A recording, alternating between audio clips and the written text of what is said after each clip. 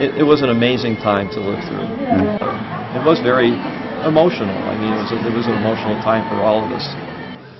40 years ago, a festival known as Woodstock took place in Bethel, New York, and came to epitomize the 1960s. Jimmy and Janice are long gone, but they're at the same spot. You can get a feel of what those 3 days of peace and music were like. It's called the Museum at Bethel Woods, and it opened last June on the same Max Yasgur farmland where the festival took place in 1969. They have an old VW Love Bug, and they have a magic bus. And look, they even have real-life flower children running around. You can learn a lot about the historical, political, and social context of the festival. Or you can just sit back and dig the music. I definitely felt like I was on drugs just being there.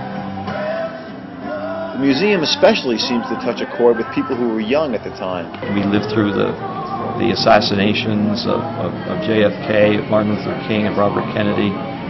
We had friends who were going off to Vietnam. I remember growing up, and every night on the nightly news, it was brought into our living rooms, the war, the conflict. There were just so many things going through people's mind that they just that they were confused, and they needed leadership. And what was the reaction of people that you brought here? They were really amazed at how they were able to capture the decade, how they were able to fit so much information into a museum of the 60s that I just remember certain things that I had forgotten, things that brought back, real vivid memories.